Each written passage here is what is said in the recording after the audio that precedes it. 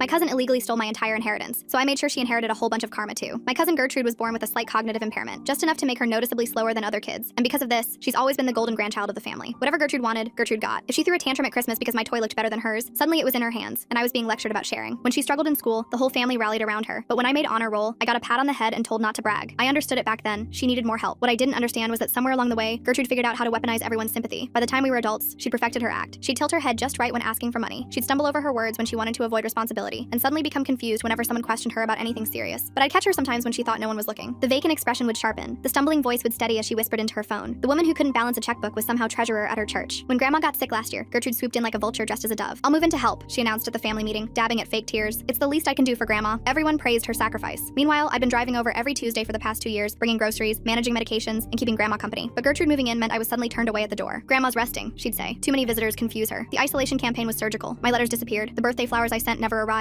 Gertrude told relatives I'd stopped visiting, shaking her head sadly about how some people just can't handle illness. But then she started doing something else. She hired Grandma a lawyer and started bringing him around frequently. The lawyer happened to be her boyfriend's uncle. Even worse, her high school friend Ashley, who worked at Grandma's bank, started dropping by for social visits too. I watched Grandma's jewelry gradually disappear from her jewelry box. Family photos vanished from albums. Bank statements stopped coming to the house too. When I tried to talk to other relatives, they'd pat my shoulder and remind me that Gertrude was doing her best, that we needed to be patient with her limitations. 2 days after Grandma died, Gertrude produced a will dated just a month before. The lawyer validated it immediately. I inherited nothing, not even Grandma's photo albums or the quilt she'd made me. Other relatives got token amounts, just enough to keep them from asking questions. Gertrude got basically everything. 3 days after the funeral, she posted Instagram photos from Greece. There she was, champagne glass in hand, designer sunglasses perched on her head. Her caption thanked Grandma for gifting her plane tickets for this holiday. That was when I couldn't ignore my hunch anymore. I hired a forensic document examiner who confirmed what I suspected. The will was forged. When I visited Gertrude for a friendly chat about dividing some family mementos, I found Grandma's real will in Gertrude's desk drawer. She'd kept it like a trophy. Her laptop browser history, which she'd never cleared because who suspects the impaired cousin, showed searches for elderly relatives' assets and how to forge signatures legally. I found a list of other elderly relatives with their assets detailed. The examiner mentioned getting anonymous threats about dropping the case, but he pressed forward. The Greece photos became crucial evidence when investigators matched the signature practice timeline with the forged will. Ashley, the bank manager's illegal access got exposed through Gertrude's tagged social media posts. Police arrested Gertrude at her inheritance celebration party. She tried the confused act, but nobody was buying it anymore. She was convicted of fraud and elder abuse. The legal fees and restitution consumed everything she'd stolen and then some. Her Instagram went from 10,000 followers to a private account with 12. She sends me birthday cards now from minimum security, asking for commissary money. I framed them next to Grandma's photo, right where Grandma would have wanted them.